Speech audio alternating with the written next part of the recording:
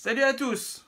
Aujourd'hui on va parler de War Dogs. Si j'avais envie de reprendre les vidéos critiques sur la chaîne par ce film, c'est pour une très bonne raison. C'est un film, et vous le voyez, qui m'a totalement donné envie de vous en parler, de vous faire une critique dessus, vraiment presque aussitôt après la sortie en cinéma. War Dogs c'est un film qui m'avait beaucoup intéressé par sa bande-annonce qui était vraiment très délirante.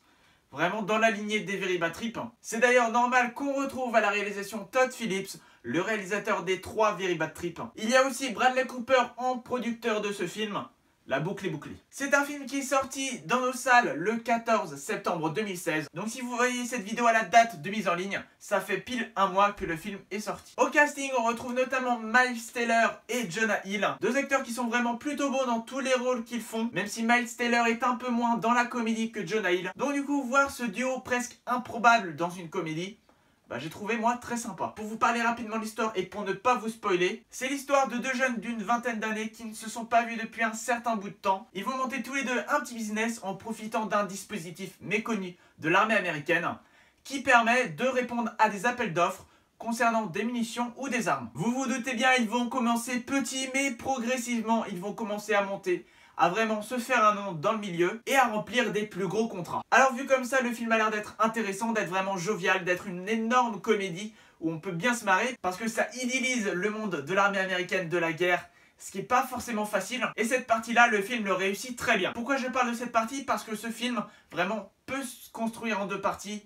Une partie vraiment où le rêve américain est exacerbé, où les 2 personnages réussissent à peu près tout ce qui leur arrive et où ils passent d'une vie moribonde à une vie vraiment excellente avec un super niveau de vie, la grande baraque, etc. Mais là où ce film est encore plus intelligent, c'est qu'il se permet de nous montrer une deuxième partie, une partie beaucoup plus dure que la précédente, une partie où nos personnages vont se prendre dans la gueule toutes les conséquences de leurs actes précédents. C'est pas un film qui cherche forcément à dénoncer, mais c'est un film qui cherche à nous faire réfléchir. C'est un film qui n'est pas là juste pour une comédie, c'est un film qui l'a aussi pour autre chose. Alors qu'ils détiennent un énorme contrat, David et Ephraim, je vous laisse voir le film pour savoir qui est qui. Ces deux-là vont donc obtenir un super contrat, mais qui va impliquer bien évidemment de s'entourer de personnes, que à 2 ils ne pouvaient pas du tout remplir ce contrat. Mais à s'entourer de personnes, certaines personnes sont malveillantes, et du coup les conséquences vont rapidement apparaître et vont faire très mal. C'est donc un film qui est vraiment très bien construit avec une première partie délirante, qui sert à nous faire rentrer vraiment dans le film,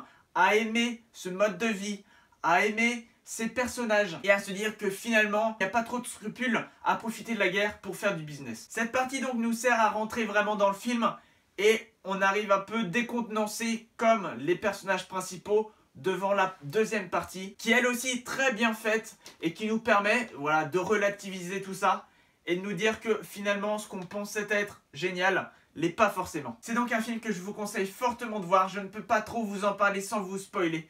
Mais si vous avez l'occasion de le voir encore au cinéma ou alors prochainement de le voir en DVD ou en Blu-ray, eh bien n'hésitez pas, foncez vraiment. Je pense également vraiment que c'est un film qui se rapproche d'un autre film de Jonah Hill, Le Loup de Wall Street. Par son côté très comédie, très délirant dans une première partie, avec une deuxième partie où il faut comprendre la valeur de ses actes. Il faut se prendre des conséquences dans la tronche parce qu'on peut pas que déconner non plus. Donc voilà un film que je vous conseille vivement d'aller voir. Et d'ailleurs n'hésitez pas à aller voir mon article directement sur le site internet lachaînecinema.weebly.com. J'explique sans vidéo tout ce que je pense de ce film. Allez voir, c'est très intéressant. C'est donc tout pour moi, j'espère que cette vidéo vous aura plu. N'hésitez pas comme d'habitude à me suivre sur les réseaux sociaux pour être au courant de toute l'actu de la chaîne.